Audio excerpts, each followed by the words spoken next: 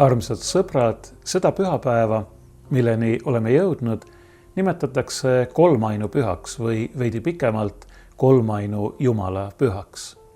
See pühapäev lõpetab kiriku aasta esimese poole, mille vältel me oleme pühitsenud erinevaid olulisi sündmusi meie õnnistegija Jeesuse Kristuse elus. Alates tema sündimisest kuni tema ülestõusmise ja taevasse minemiseni ning viimaks nelipühal tema tõotuse täitumiseni, et ta valab oma apostlite peale püha vaimu, kes annab neile väe minna kõike maailma, et kuulutada seal rõõmusõnumit lunastusest. Pühapäev pärast nelipüha võtab kõik selle kokku ja me mõtleme selle peale, kuidas, millisena Jumal on ennast meile ilmutanud.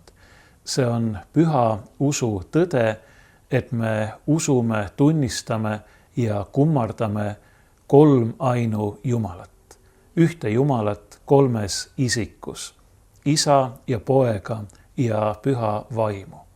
Jah, see on müsteerium, saladus, see ei ole päriselt kättesaadav meie inimmõistusele, aga ma ei ütleks ka, et see on midagi, mis oleks meie mõistuse või arusaamisega vastuolus.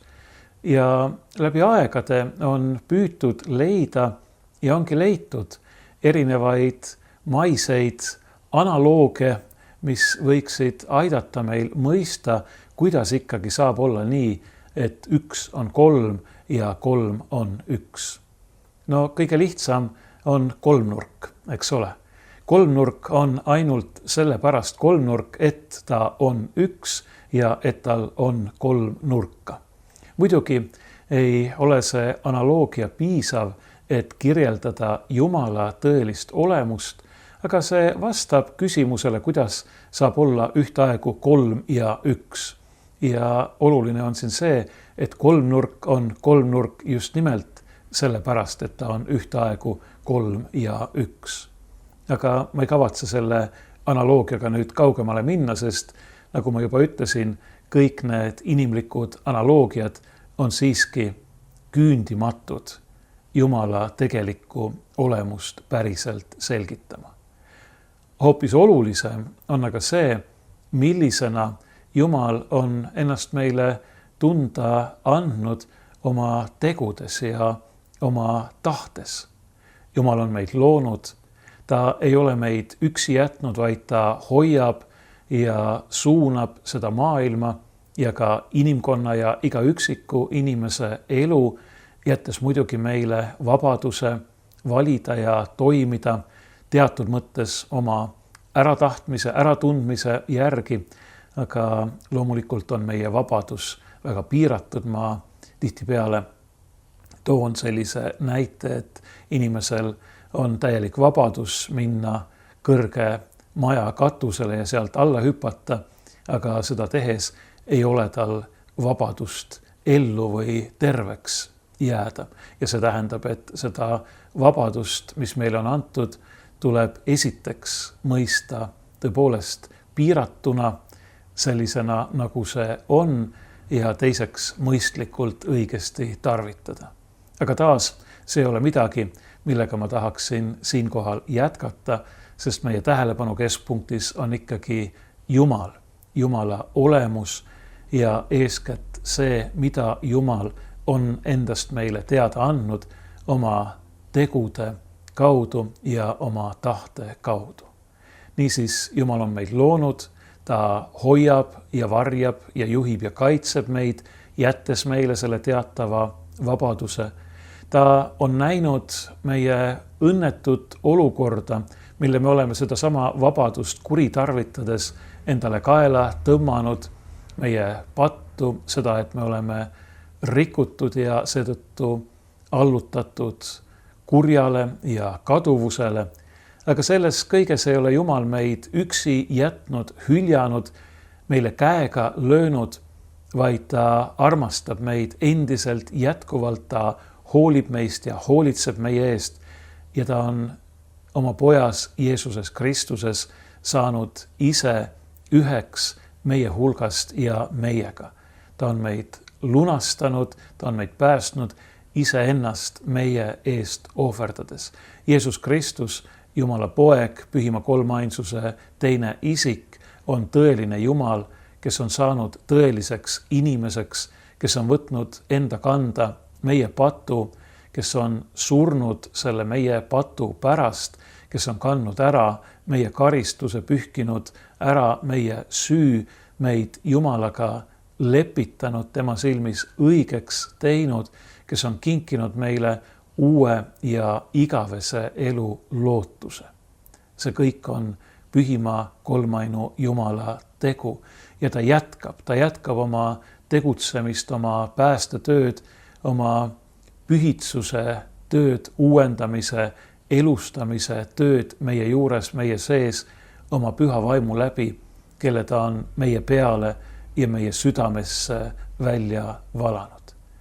Pühim kolmainus Jumal on alati ja kõikjal meie ligi. Võiksime öelda, et ta on meile ligemal kui meie ise, ta tunneb meid paremini, kui me ise ennast tunneme, ta armastab meid rohkem, kui me ise oskame iseennastki armastada, ta hoolib meist ja hoolitseb meie eest, ta ei ole kaugel mitte ühestki meist, nii nagu ütleb apostel Paulus, vaid tema sees. Tema sees me oleme ja hingame ja liigume, isegi need, kes teda ei tunne, kes temast midagi teada ei taha. Aga muidugi on palju parem teda tunda ja temast teada, tema poole hüüda, temast kinni hakata ja mitte kunagi lahti lasta. Nii nagu tema ei taha meist mitte kunagi lahti lasta. Ma ütlesin, et Jumal on andnud ennast, oma olemust, seda, kes, milline ta on, meile tunda eeskätt oma tegude ja oma tahte kaudu.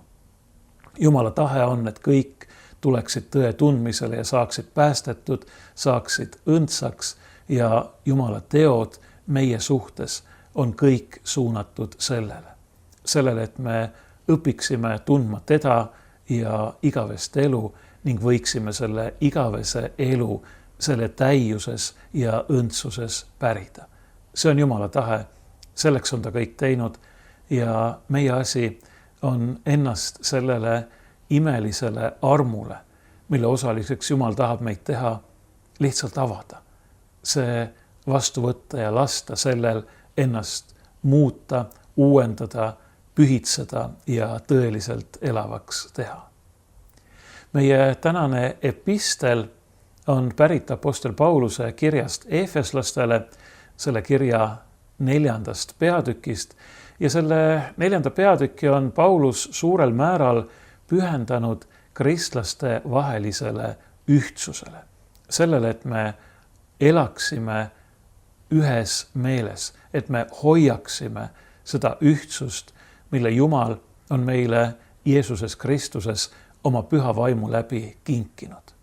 Ja siin ongi väga oluline meeles pidada ja tähelepanu juhtida, et Pauluse jaoks ei ole see ühtsus, millest ta siin räägib ja milleks ta kristlasi kutsub, mitte meie inimeste tegu, töö, saavutus, vaid see on osa Jumala armuannist, mille ta on meile kinkinud Jeesuses Kristuses oma inimeseks saanud pojas. Kristus on see, kes teeb ühtsuse ja üksmeele võimalikuks ja tegelikuks.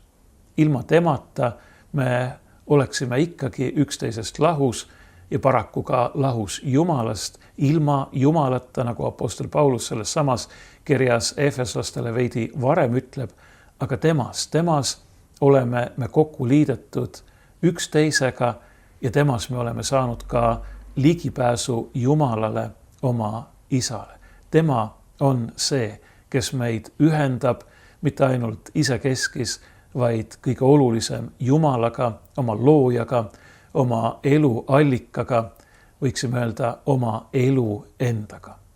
Ma loen need mõned salmid apostel Pauluse Efesose kirja 4. peatüki algusest, mis meile tänaseks epistliks on antud ja siis, nagu ikka, ütlen mõned sõnad omalt poolt kommentaariks.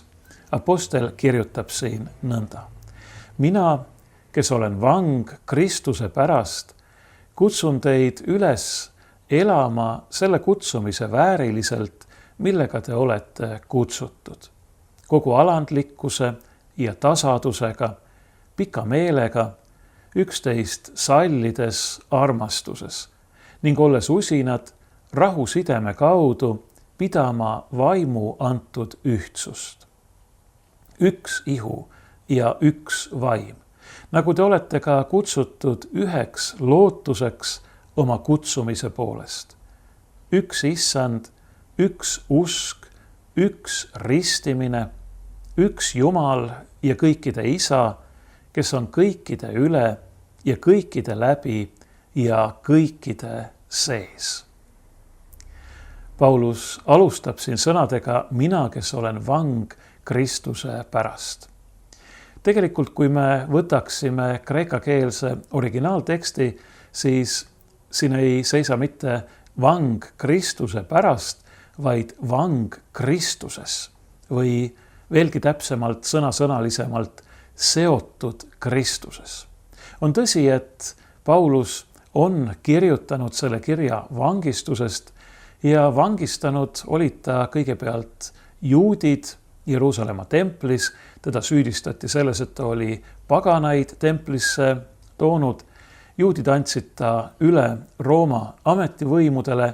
Paulus oli tõepoolest vang, ta oli tõepoolest seotud, aheldatud, aga ta ei kirjelda ennast siin mitte juutide või roomlaste vangina, vaid ta ütleb, et ta on vang Kristuses. Kristus on ta vangi võtnud. Seda ei tohi mõista mitte negatiivselt, vaid see tähendab tegelikult seda, et Kristus on ta vabastanud. Kristus on tema, kes oli vang, kes oli vangis selle maailma kaduvuse ja patu ja kurja all vabaks teinud. Kristus, kes on surnuist üles tõusnud ja üles taevasse läinud, on võtnud endaga sinna kaasa, ütleb Paulus veidi hiljem, need, kes olid vangid, ta on vangid vangidena kaasa viinud. Paulus tsiteerib siin ühte Vana Testamendi psalmi. Niisiis, kui Paulus ütleb, et ta on vang, siis eeskätt on ta Kristuse vang ja see ei ole midagi negatiivset, vaid see on midagi sellist, nagu me võiksime vahel öelda, et ma olen armastuse vang, ma olen armastuse köidikutega kinni seotud või aheldatud armastusega kellegi suhtes ja see ei ole ju midagi halba. See ei ole midagi negatiivset. Vastupidi, see on midagi, mis toob mulle tõelise õnne ja rõõmu. Ja sellisena mõistab Paulus ennast siin Kristuse vangina, Kristuse omana. Ta kuulub Kristusele ja ta on seotud Kristusega nende armastuse köite kaudu, millega Jumal omasid tõmbab, nii nagu Vana Testamendi prohvet ütleb. Ma olen seotud, ma olen vang Kristuses. Ma olen Kristuse oma. Kristus on mind kutsunud ja ta on teid kutsunud. Nii et elage siis, käige siis selle kutsumise vääriliselt, millega te olete kutsutud. Paulus ei pea siin silmas või ei taha siin mitte niivõrd moraliseerida, selles mõttes kutsuda üles elama kutsumise vääriliselt, vaid ta pigem julgustab. Ta ütleb, et olge julged, ka teie olete samamoodi kutsutud, ka teie olete nii-öelda Kristuse vangid, see tähendab tegelikult vabad. Ka teie olete Kristuses, ka teile on kingitud see uus ja tõeline elu. Elage nüüd seda, käige nüüd selles elus. Ärge mõelge enam sellele, mis oli, sellele, kui te olite surnud oma patus ja üleastumises, kui te olite pimeduse lapsed. Te olete nüüd elavaks tehtud Kristuses. Te olete valguse lapsed. Te olete Jumala poolt uueks loodud, tegema häid tegusid, mis tema on meie jaoks juba enne valmistanud, nii nagu Paulus samuti siin selles samas kirjas veidi eespool ütleb. Te olete vabad. Teil on uus elu, käige nüüd selles uues elus. See ei ole kuidagi maha suruv manitsus, vaid vastupidi, see on julgustav ja üles ehitav kinnitus, ärgitamine tõeliselt elama. Tõuse nüüd, kes sa olid surnud või kes sa magasid, tõuse üles, ela, sest sulle särab Kristus. Taas Pauluse sõnadega siit samast kirjast Eefeslastele. Selle juures on vaja aga säilitada teatud voorused, mida Paulus siin nimetab ja neid on kokku 7 tükki. Ta räägib alandlikkusest, tasadusest, pikast meelest, sallivusest, armastusest, rahust ja ühtsusest. Need on kõik väga olulised asjad, sest need kuuluvad selle uue elu juurde, milleks Jumal on meid mitte lihtsalt kutsunud, vaid milleks ta on meid valmistanud, uuesti sünnitanud, uueks loonud.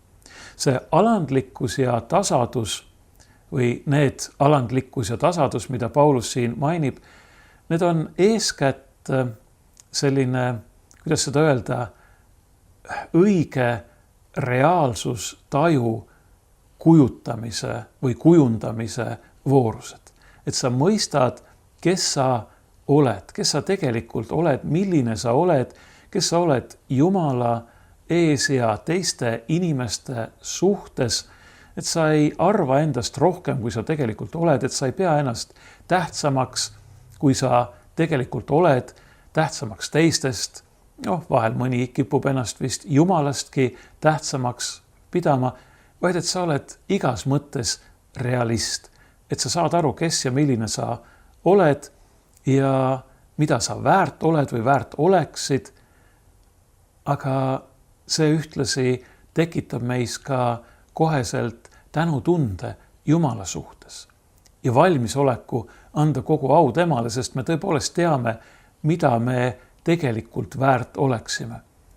Aga me teame ka seda, mismoodi Jumal meie peale vaatab ja mida kõike ta on meile Jeesuses Kristuses tõotanud ja kinkinud. Tema arm on ülisuur.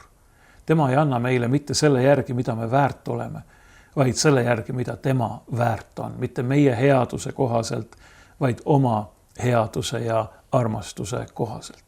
Aga see alandlikkus ja tasadus on meie jaoks äärmiselt olulised, et me ei muutuks üleolevaks, et me ei ajaks nina püsti ja selle tulemusena taas ei komistaks ega kukuks. Samuti manitseb Paulus meid olema pikameelne, kannatlik. Ja see on, me teame, jumalik voorus. Jumal ise on pikameelega ja rikas helduselt. Nii et me peame püüdma teda eeskujuks võttes olla samasugused. Me teame, millised me oleme ise ja kuna Paulus on siin keskendunud kristlaste vahelisele üksmeelele, siis jah, me teame, millised on ka need teised inimesed meie ümber. Ja just selle pärast Paulus manitseb meid pikameelsusele, kannatlikkusele, üksteise sallimisele või ma ise tõlgiksin talumisele armastuses. Sest nii nagu meile endil, nii on ka teistel inimestel meie ümber kõikvõimalikke puudusi, vajakajäämisi ja me teame, et teinekord ei ole neid niisama lihtne välja kannatada või ära taluda või sallida. Ei ole lihtne, aga ometi see on midagi, mille poole me peaksime püüdlema. Me peaksime püüdma armastada üksteist nii, nagu Kristus on meid armastanud, nagu Jumal on meid Kristuses armastanud. Me peaksime üksteist vastu võtma nii, nagu Jumal on meid Kristuses vastu võtnud, sellistena, nagu me oleme. Kuidas me võiksime mitte tahta ja püüda pakkuda teistele inimestele seda sama, millest me ise tegelikult täielikult sõltume ja elame. Jumal on niivõrd kannatlik meiega, niivõrd pikameelne meiega. Jumal on nii salliv, nii taluv meiega ja tema armastus on nii mõõtmatult suur. Me ei ole seda kuidagi ära teeninud. Miks me siis arvame, et kui meie kedagi armastame, siis see peaks olema ära teenitud. Ära teenitud olemine ei kuulu armastuse juurde. Aga siin on vaja nimetada seda, et see sallivus ja armastus ei tähenda kindlasti mitte kõige heaks kiitmist. See ei ole mitte selline õlgu kehitav ükskõikne sallivus ja armastus, nagu see, millele meid ümbritsev maailm meid kutsub, ela ise ja lase teistel ka elada ja mis see sinu asi on. Ei, tõeline armastus on hea soovimine, parima soovimine sellele, keda armastatakse. Ja see tähendab, et kuigi me peame üksteist välja kannatama ka kõikvõimalike puudustega või neile puudustele vaatamata, siis ometi ei saa me nende puuduste ees siiski silmi kinni pigistada, kui me näeme, et need teevad kahju sellele inimesele endale, kelle omad nad on. Ja see tähendab, et armastuse juurde kuulub kahtlemata ka inimeste juhatamine ja õpetamine ja kui vaja, siis ka manitsemine ja suunamine. Aga alati armastusega.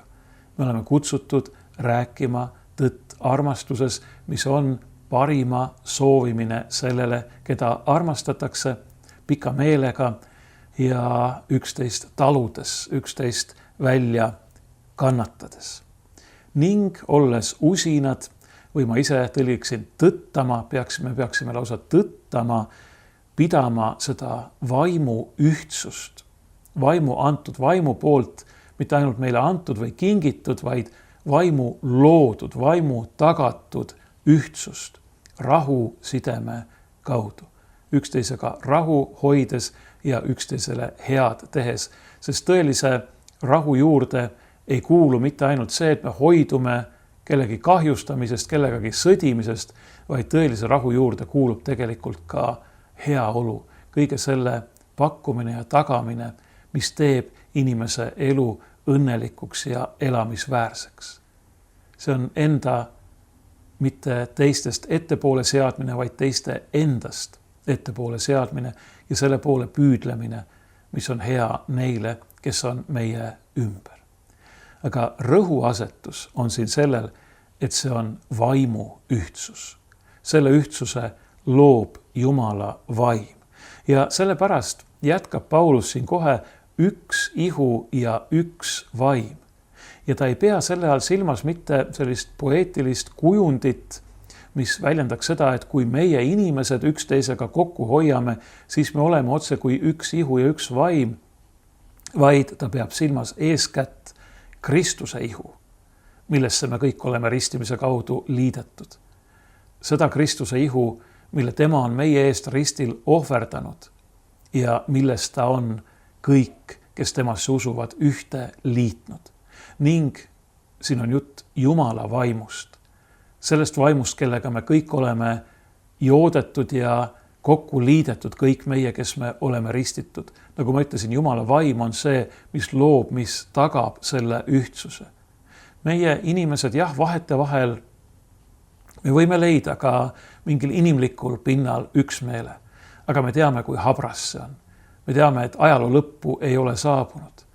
Me elasime ehk 20 aastat tagasi kogu läänemaailmaga sellises pettekujutelmas, et nüüd on saabunud igavene rahu, aga me teame, mis toimub praegu meie ümber. See on väga kurb. Ainult Jumal on see, kes võib oma vaimu läbi luua ja tagada tõelise rahu ja üksmeele. Ainult Jumal on see, kes oma poja Jeesuse Kristuse kaudu, kes on iseennast meie eest andnud, võib ühendada inimesed isekeskis ja endaga. Seda tähendab siin eeskätt see üks ihu ja üks vaim, nagu te olete ka kutsutud üheks lootuseks oma kutsumise poolest. Meil on üks ainus lootus ja see üks ainus lootus on lootus Jumala armule, tema kõike võitvale, pattu, kurja, surma võitvale, elu loovale ja elu kinkivale armastusele. Tema on see üks issand, kes on meid loonud, kes on meid lunastanud, kes meid kutsub, valgustab ja pühitseb. Ja see ongi see meie üks ja ainus tõeline usk. Ei ole nii, et igaüks saab õndsaks oma usku mööda. Igaüks saab õndsaks ainult selle läbi, et Jumal, tõeline, ainus tõeline Jumal, talle selle õndsuse kingib. Lahus tõelisest Jumalast, väljaspool teda ei ole mingit õndsust, mingit pääsemist, on ainult üks nimi, nii nagu apostlid rõhutavad. ja see üks nimi on Jeesuse Kristuse, Jumala inimeseks saanud poja nimi, kelles me oleme lunastatud, kelles me oleme päästetud ja kellesse meid liidetakse ühe ristimise kaudu. On üks Jumal ja kõikide isa. Ei ole teisi jumalaid. Ei ole ühtegi teist isa selles mõttes, et ühtegi teist elu allikat, elu loojat, elu andjat, kui vaid see üks ainus tõeline kolmainus Jumal, kes on kõikide üle, see tähendab, kellel on meelevald kõige ja kõigi üle, kes on, nagu siin öeldakse, kõikide läbi, see tähendab, kui me oleme Kristuses temaga üheks saanud, siis ta on meie kõikide juures, meie kõikide ligi ja Paulus rõhutab meie kõikide sees. Mitte ainult meie kõrval, vaid meie sees. Ta on meid loonud, ta on meid lunastanud ja ta on meid pühas vaimus oma enda eluasemeks võtnud. Jumal on meiega. See on Jeesuse tõotus. See on, võiksime öelda, Jeesuse üks nimedest, Immanuel, Jumal on meiega. See on Jeesuse kinnitus apostlitele taeva minemisel. Ma olen iga päev teie juures kuni maailma ajastu lõpuni. Jumal, kes on meid loonud, armastab meid nii väga, et ta on alati kõikjal ja lakkamatult meiega. Peaasi, et meie talle selga ei pööra ja temast lahti ei ütle. Ja just sellepärast apostel Paulus julgustabki meid kõiki koos nende Efesose kristlastega elama, käima selle kutsumise vääriliselt, millega me oleme kutsutud. Mitte ainult kõlbelises mõttes, vaid eeskätt just nimelt julgustusena, et teile on kingitud uus elu. Elage siis seda elu, käige selles elus koos ainsa tõelise Jumalaga, kolmainu Jumala, isa ja poja ja püha vaimuga. Olge õnnistatud, oleme Jumalale tänulikud selle eest, et oleme võinud selle kirikuaasta esimese poole jooksul taas pühitseda kõiki neid imelisi tema armu, armastuse ja halastuse saladusi ja palugeme, et me võiksime alati ja igavesti jääda temasse.